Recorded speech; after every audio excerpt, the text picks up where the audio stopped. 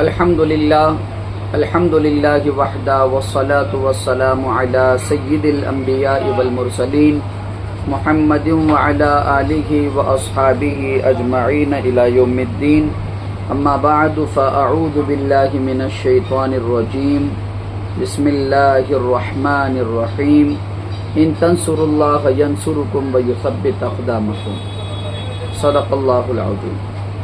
کربلا کا یہ 7واں part record کیا جا رہا ہے اور آج کے اس پارٹ میں ہم آپ کو بتانے والے ہیں کہ کس طرح سے نامی اور رسمی مسلمانوں نے، جو کہ ان کے دلوں کا حال فقط اللہ کے علاوہ کوئی نہیں جانتا، ان لوگوں کے سامنے بار بار سیدنا حسین ابن علی نے اپنے پیاری زبان سے خطبہ دیا، اللہ رسول کی باتیں کی، حرام حلال سے بچنے کا طریقہ بتایا، حلال کو اپنانے کا، حرام کو چھوڑنے کا، یہ تمام تر چیزیں امام حسین رضی اللہ عنہ نے ابن زیاد کے ان بھیجے ہوئے لوگوں کے سامنے، جن میں حر بن یزید، عمرو بن سعد اور اسی طرح شمر اور اس کے تمام تر سپاہی، حضرت حسین نے چلا چلا کر ان لوگوں کے سامنے بتایا کہ میں یہاں پر محض سیر و تفریح کے لیے نہیں آیا، مجھے آپ لوگوں نے بلایا تھا۔ بار بار یہ بات میں آپ کے سامنے بتا چکا ہوں کہ کس طرح سے نبی کے نواسے کو لوگوں نے اس قدر تکلیف دے کر شہید کیا کہ ایسے تو کافروں کو مارنے کا بھی حکم نہیں تھا، ان کو گھوڑوں کے نیچے روندا گیا، حتیٰ کہ کسی کے بازو کاٹ دیے گئے، چھوٹے بچوں کو بھی نہیں چھوڑا ان لوگوں نے۔ سیدنا حسین ابن علی رضی اللہ عنہ نے جب خواب دیکھا تو جھٹپڑا کر بیدار ہوئے۔ ان کی ہمشیرہ، ان کی بہن سیدہ زینب بنت علی، وہ اپنے بھائی سے پوچھنے لگی کہ کیا ہوا، اتنے کیوں گھبرائے ہوئے ہو؟ تو اللہ کے نبی صلی اللہ علیہ وسلم خواب میں آئے تھے حضرت حسین کے، تو سیدہ زینب کو حضرت حسین نے اپنا خواب بتایا کہ نبی علیہ الصلاۃ والسلام میرے خواب میں آئے تھے اور نبی علیہ الصلاۃ والسلام نے یہ بتایا کہ حسین تم ان قریب ہم سے ملنے والے ہو، تم ملاقات کرنے والے ہو۔ یہ بات جیسی ہی حضرت حسین نے سیدہ زینب بنت علی کو سنائی تو حضرت زینب رونے لگی، فوراً رونے لگی۔ حضرت زینب سمجھ گئی کہ اب حضرت حسین رضی اللہ عنہ ہمارے درمیان سے جانے والے، کیونکہ باہر حر بن یزید کے 1000 لوگ، عمرو بن سعد کے 4000 لوگ، اور ابھی شمر آنے والا ہے۔ جب عمرو بن سعد نے خط لکھا ابن زیاد کو کہ حسین 3 شرطوں پر راضی ہے، وہ 3 شرط کیا ہیں؟ پہلی شرط، میں جہاں سے آیا ہوں مجھے وہاں واپس جانے دو، مکہ یا مدینہ۔ دوسری شرط، میں یزید سے ملاقات کروں گا، ہم دونوں آپس میں بات چیت کریں گے، دیکھیں گے نتیجہ کیا نکلتا ہے۔ تیسری شرط، مجھے مسلمانوں کے سرحد پہ جانے دو، میں وہیں پر اپنی ساری زندگی گزار دوں گا۔ 3 شرطیں، ان میں بعض مورخین کاتبین یہ کہتے ہیں کہ 2 شرطیں نہیں پائی جاتی جو یزید کے پاس جانے کی تھی اور سرحد کے پاس جانے کی تھی۔ ایک شرط جو ملتی ہے، مستند ہے، وہ ہے کہ میں جہاں سے آیا ہوں مجھے واپس جانے دو۔ اب عمرو بن سعد نے فوراً خط لکھا ابن زیاد کو، لکھ کر بھیجا کہ مبارک ہو، جنگ ٹل گئی، جنگ کی مصیبت ٹل گئی، بہت بڑا خطرہ ٹل گیا۔ اب ابن زیاد بھی یہ دیکھ کر مسکرایا، لیکن اس کے بازو میں شمر تھا، بدبخت شمر نے ابن زیاد سے کہا کہ تم اب کیا کرنا چاہتے ہو؟ تم حسین کو واپس جانے دو گے؟ کیا تم حسین کو مہلت دینا چاہتے ہو کہ حسین جائے مدینہ مکہ اور اپنی ایک طاقت جمع کرے؟ ایسا نہ کرنا، تم خط لکھو عمرو بن سعد کو اور اس میں یہ لکھو کہ تم حسین کو ہمارے پاس لے آؤ، کوفہ لے آؤ حسین کو یہاں پر، ہم چاہے تو معاف کر دیں گے، ہم چاہے تو سزا دیں گے۔ حسین ابن علی کی بات ہو رہی ہے۔ تو یہ خط لے جانے والا کوئی اور نہیں تھا، اس کا قاصد، اس کا سفیر کوئی اور نہیں تھا، شمر ہی تھا۔ اور ابن زیاد نے کہا کہ اگر عمرو بن سعد چالاکی سے جنگ رکوائے، کیونکہ عمرو بن سعد یہ چاہتے تھے کہ جنگ نہ ہو، اور شمر نے کہا بھی ابن زیاد سے کہ ہم تک یہ باتیں پہنچی ہے کہ عمرو بن سعد اور حسین رات میں دونوں الگ بات چیت کر رہے ہیں کہ کیسے اس جنگ کو روکا جائے۔ تو ابن زیاد نے لکھا ہی کہ ہم نے تمہیں جنگ روکنے کے لیے نہیں بھیجا، اگر حسین ہمارے پاس آتے ہیں تو لے آئیے، اور اگر نہیں آتے تو قتل کرو۔ خط میں کیا لکھا ہے؟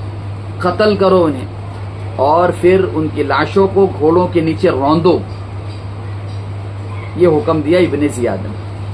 اور شمر کو ابن زیاد نے کہا کہ اگر عمرو بن سعد اس حکم کو نہ مانے تو عمرو بن سعد کو قتل کرو اور تم امیر بن جاؤ لشکر کی۔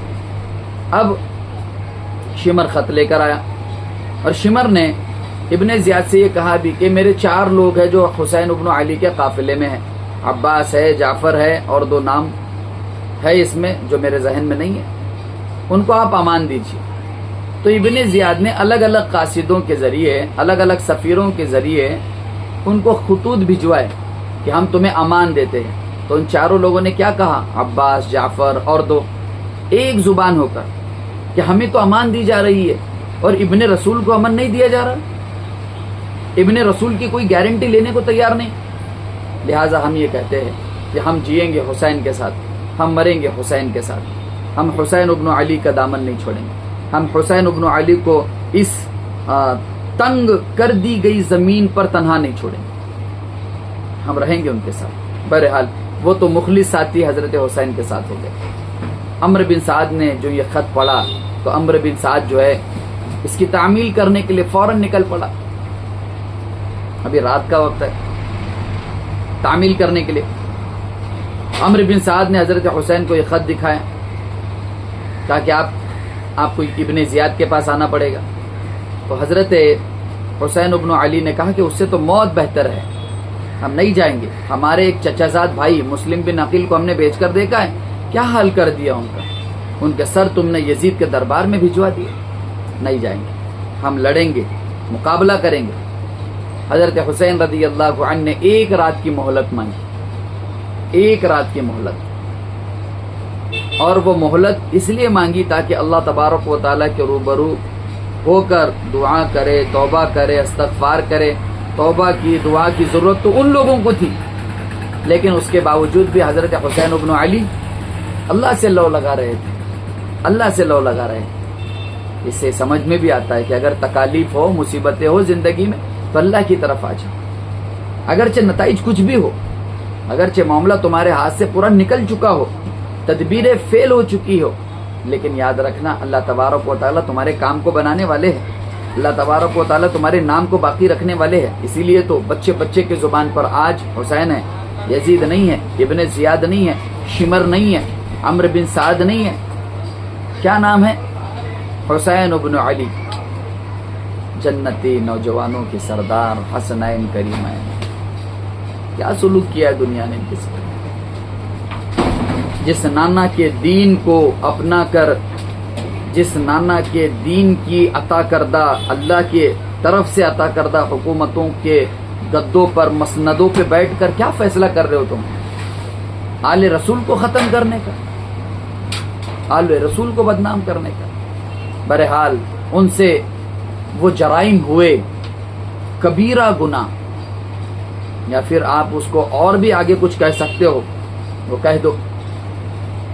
تو حضرت حسین ابن علی نے اپنے اہل بیت کو بلوایا، ایک تقریر کی، دیکھیے کل جنگ کا دن ہے اور میں نے ایسے ساتھی جو میرے ساتھ ہے ویسے میرے اپنی آنکھوں سے میں نے کبھی نہیں دیکھی، مصیبت میں ڈٹے رہنے والے، مصیبت میں صفوں میں رہنے والے، ایسے ساتھی میں نے کبھی نہیں دیکھے۔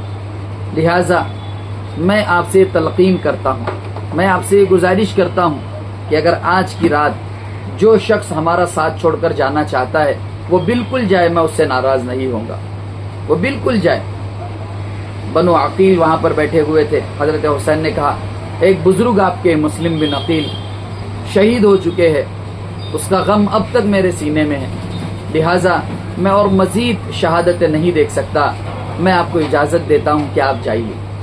اور آپ جائیے، اور آپ میرے اہل بیت میں سے بھی اگر کسی کا ہاتھ پکڑ کر دنیا کے کسی بھی کونے میں یا زمین کے کسی بھی حصے میں جا سکتے ہو تو بالکل جائیے، کیونکہ ظالم اور یہ سپاہی میرے متلاشی ہے، ان کو میری ضرورت ہے. اگر آپ چلے جاؤں گے تو یہ آپ کو تلاش کرنے میں اپنی قوت کو صرف نہیں کریں گے، اپنی طاقت کو صرف نہیں کریں گے، لہٰذا آپ چلے جائیے. لیکن ایک زبان ہو کر تمام لوگوں نے کہا حسین آپ کے بعد یہ وسیع تر زمین ہمارے لیے تنگ ہو جائے گی، آپ کے بعد سانسیں لینا مشکل ہو جائیں گی، آپ کے بعد زندگی کا مزہ خاک آلود ہو جائے گا، آپ کے بعد زندگی نہیں رہے گی. لہٰذا ہم یہ دعا کرتے کہ اللہ تبارک و تعالی ہمیں آپ سے پہلے شہید کر دے، ہم آپ کے پہلے اور آپ کے سامنے شہید ہونا چاہتے ہیں. یہ حضرت حسین ابن علی کا وہ مختصر سا لشکر، لیکن معلوم ہوتا ہے کہ ان کے سینوں میں ایمان بھرا ہوا ہے، معلوم ہوتا ہے کہ ان کے دلوں میں اہل بیت کی محبت کا جوش، وہ جو ہے جنون اور شجاعت اور غیرت اتنی کوٹ کوٹ کر بھری ہوئی ہے کہ یہ اہل بیت کو اور حضرت سیدنا حسین ابن علی کو چھوڑنے کے لیے تیار نہیں. لیکن اس ماجرے کے بعد عورتیں رونے لگی. حضرت حسین نے نصیحت کی خبردار ہمارے شہید ہونے کے بعد، میرے شہید ہونے کے بعد اپنے کپڑے نہ پھاڑنا، اپنے سروں پہ مٹی نہ ڈالنا، خبردار چلا چلا کر نہ رونا. اور آج دیکھ لیجئے چند ایک لوگ جو اپنے آپ کو حضرت حسین کا ماننے والا کہتے ہیں، حضرت حسین سے محبت کرنے والا کہتے ہیں، وہی لوگ اپنے سروں پہ مٹی بھی ڈالتے ہیں، وہی لوگ اپنے کپڑے بھی پھاڑتے ہیں، وہی لوگ ماتم زنی بھی کرتے ہیں، وہی لوگ جو ہے اس قدر روتے ہیں کہ انہیں دیکھ کر ایسا محسوس ہوتا ہے کہ یہ دین کا کوئی حصہ ہو، جبکہ یہ دین کا کوئی حصہ نہیں. اور حضرت حسین کو اس موقع پر ایک بات یاد آئی کہ اللہ تبارک و تعالی عبداللہ ابن عباس پر رحم فرمائے کہ انہوں نے مکہ سے روانہ ہوتے ہی مجھے بتا دیا تھا عورتوں کو اپنے ساتھ نہ لے جانا، جبکہ عبداللہ ابن عباس 2 مرتبہ آ کر حضرت حسین کو سمجھائے کہ آپ نہ جائیے، آپ نہ جائیے. لیکن حضرت حسین جوش ایمانی میں، حضرت حسین اللہ کے حکم کو نافذ کرنے کے لیے، نبی کے دین کو پہنچانے کے لیے پہنچے، اور ان کے ساتھ یہ بدسلوکی کی گئی، ان کی توہین کی گئی، اور انہیں اس طرح سے ذلیل اور رسوا کرنے کی ناکام کوشش کی گئی. لیکن اللہ تبارک و تعالی عزت بخشنے والا ہے.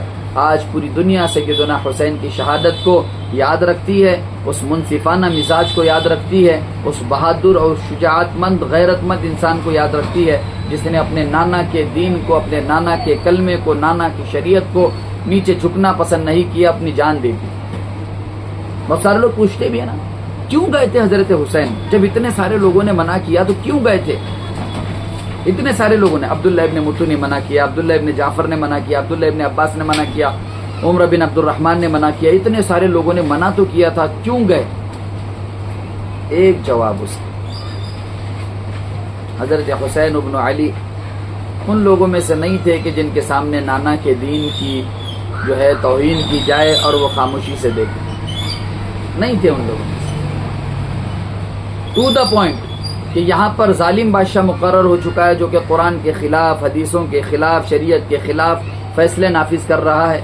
خطوں میں کیا لکھا ہوا تھا؟ ہمارے آبا و اجداد کو قتل کیا جا رہا ہے. ہاں، اتنا سارا ظلم ایک خطے پر ہو رہا ہے جو خطہ اسلامی ریاست سے جڑا ہوا ہے، اور حسین ابن علی خاموش رہتے ہیں. آگے آنے والی نسلوں کو یہ پڑھنے کو ملتا کہ شرابی پی کر نمازیں پڑھائی گئی، جمعہ کا خطبہ جمعہ کے بعد دیا گیا، جمعہ کی نمازیں بہت زیادہ لیٹ کرا دی گئی، مصلوں کا ادب بھول گئے، نمازوں کا ادب بھول گئے، بڑے چھوٹوں کا ادب بھول گئے، ہر ایک کو قتل کرنے میں لگ گئے. کہ یہ ہم پڑھتے آج؟ اور اسی دور کے اندر سیدنا حسین ابن علی خاموش تھے؟ نہیں نہیں نہیں نہیں. پوری دنیا کو یہ میسج دینا تھا کہ نبی نے جس طرح سے محنت کی ہے دین کے خاطر، نبی کے گھرانے بھی نے والوں نے بھی اسی طرح محنت کی ہے. حضرت علی شہید حضرت حسن شہید، حضرت حسین شہید، حضرت عباس بن علی شہید، حضرت علی اکبر شہید، حضرت عبداللہ شہید، بچے امام زین العابدین، اور پھر آپ کی بہنیں اور آپ کا وہ کنبہ جس کو یزید کے دربار میں بھی پیش کیا گیا۔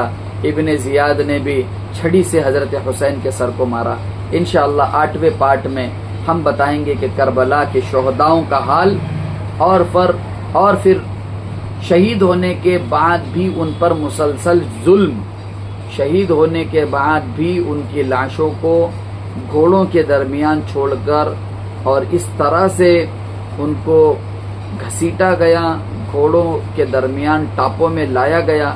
اللہ اکبر! ایک انسانی دل رکھنے والا آدمی کبھی ان چیزوں کو سوچ تک نہیں سکتا کہ کیا کچھ ظلم کیا ہے ان بدبختوں نے، شمر نے، ابن زیاد نے، عمرو بن سعد نے، اور انہی میں ایک نام جو اب تک حر بن یزید جو مخالف پارٹی میں تھا، ابن زیاد کا کمانڈر بھی تھا، وہ بھی میں آپ کو بتا دیتا ہوں۔ حر بن یزید 1000 کا لشکر لے کر آنے والے سب سے پہلے آدمی، جو ہی جنگ کا میدان سجایا گیا، حر بن یزید اپنا گھوڑا دوڑاتے ہوئے فوراً حضرت حسین رضی اللہ عنہ کے پاس آئے اور آ کر کہنے لگے کہ مجھے معاف کر دیجیے، مجھے نہیں پتا تھا کہ بات اتنی آگے بڑھے گی، مجھے نہیں پتا تھا کہ لوگ اس قدر ظلم کرنے لگ جائیں گے، اگر مجھے پتا ہوتا تو میں کبھی آپ کا راستہ نہ روکتا۔ حر بن یزید وہی آدمی ہے جس نے 1000 کا لشکر لے کر سب سے پہلے حضرت حسین سے ملاقات کی۔ حر بن یزید کے سامنے حضرت حسین نے رکھی تھی یہ بات کہ مجھے جانے دو جہاں سے میں آیا ہوں وہاں پر، لیکن حر بن یزید یہ سمجھنے لگ گئے تھے کہ کوئی بڑا مسئلہ نہیں ہوگا، حضرت حسین کو شہید نہیں کیا جائے گا، نواسے رسول ہے، ان کو تھوڑی نہ شہید کیا جائے گا، ان کا مقام اور مرتبہ دیکھیے، ان کو کون ہاتھ لگائے گا۔ حر بن یزید یہ سمجھنے لگ گئے تھے، لیکن حر بن یزید غلط ثابت ہو گئے۔ حر بن یزید بھی کربلا میں شہید ہوئے ہیں حضرت حسین کی جانب سے۔ وہ حر بن یزید کا پورا خطبہ، حضرت حسین کا خطبہ اور پھر جنگ کی ابتدا انشاءاللہ کل کے 8ویں پارٹ میں آپ کے سامنے تفصیلاً بیان کی جانی ہے۔ آپ حضرات سے گزارش ہے اس ویڈیو کو اپنے دوستوں تک، رشتہ داروں تک، بہنوں تک، گھر کی خواتین تک پہنچانے کی ذمہ داری آپ کی ہے، تاکہ لوگوں کو پتہ چلے کہ کیا کچھ معاملات تھے کربلا کے میدان کے، اور کس طرح سے سیدنا حسین بن علی اور آپ رضی اللہ عنہ کے خاندان اور آپ کے اہل بیت علیہم الرضوان کو تکلیفیں پہنچائی گئی۔ وآخر دعوانا ان الحمد للہ رب العالمین۔